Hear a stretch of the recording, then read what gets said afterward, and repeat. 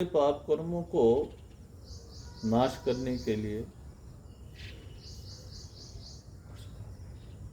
फिर से अपने आप को स्वस्थ रखने के लिए एक छोटी सी उपाय शास्त्रों में है कि जो सुबह उठ के, मगर ये नहीं कि आज मुझे ग्रह खराब है तो ज़बरदस्ती से माँ बाप के पैर छू रहा हूँ, नहीं, मन से किसी उद्देश्य को न रखते हुए, निस्वार्थ होकर, स्वार्थ न हो। हाँ, तो मतलब माँ निस्वार्थ के होकर चरणों में अपना वो मस्तक लगाए, बाप के चरणों में मस्तक लगाए, और कोई भी बुजुर्ग वो किसी भी वर्ग का हो,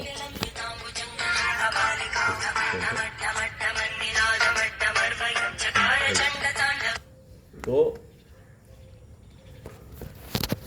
किसी भी बुजुर्ग का, और खासकर इसको बोलते हैं आप हमारे धर्म करें। पहले घर से शुरू करना है कि मैं माँ के प्रति और बाप के प्रति श्रद्धा भाव से चरण स्पर्श करता हूँ, और जाके गाय के पैरों का स्पर्श करता हूँ जो भगवान ने हमारे लिए माता के रूप में भेजा, वो भी माँ है। उसका स्पर्श दिल से करके उसके ऊपर हाथ फेरो, समस्त रोगों का नाश और ग्रहों की दृष्टि उठ जाती है, और ये सच भी।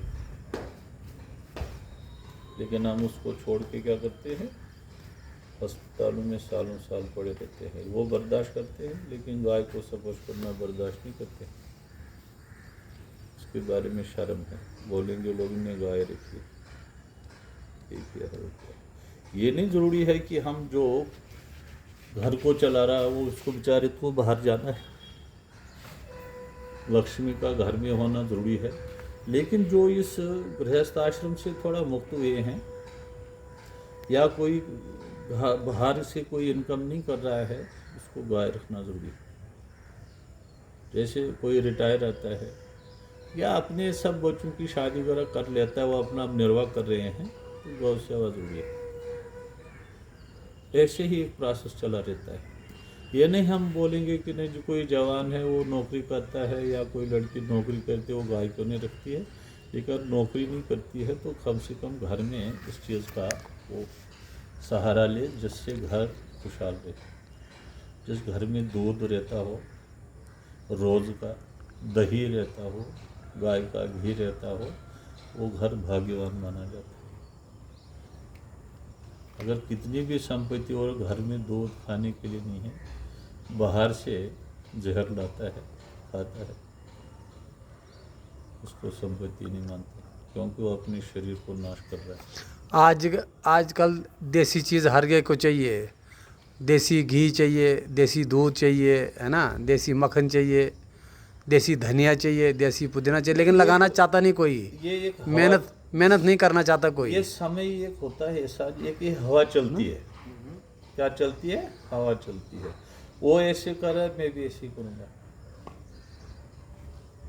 उनके घर में ऐसे, हम भी ऐसे ही करेंगे। उसी का नाम तो मूर्ख है।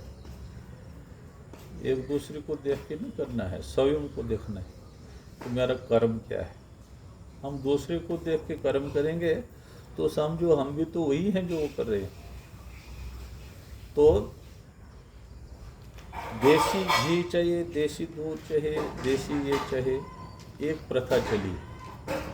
लेकिन कमाना नहीं चाहता है। हाँ, नहीं, मतलब जैसे महाभारत के ज़माने में क्या हुआ था, उस ज़माने में कि सभी लोग अध्यात्म, संन्यास और त्याग के प्रति ही सब कुछ मान लेते थे, और सारे लोग इसमें मलौस हो गए थे। ये भी चाहे, लेकिन उन लोगों को करना चाहिए जिनको भगवान ने ये चीज़ सौंपी है। आम लोग ही ऐसा ही करेंगे तो देश कमज़ोर पड़ता है। देश कमज़ोर होने से हम शत्रु के अधीन चले जाते हैं और नरक को भोगते हैं। वही प्रथा आज भी चली है। वो नहीं गाय रखता, मैं क्यों रखूँगी। वो गोबर को नहीं छूता, हम भी नहीं गोबर को छुएंगे। तो एक हवा चलती है, ये हवा मिट जाती है समय आने पे। जब कलयुग में आयु 20 साल 15 साल तक पहुँचेगी तो लोग फिर उधर ही जाना शुरू कर देंगे जहाँ से आए थे, जो कर्म पहले कर रहे थे। ये कोई इनको भी करा नहीं सकता है, ये ऑटोमेटिक एक प्रकृति इनको कराएगी जब चारों ओर ये निराश हो जाएंगे। हाँ जी फलाना दूध जाता उससे लाएंगे, फिर डॉक्टर के पास जाएंगे, वो बीमारी ठीक करता, ये करता, ये वो करता।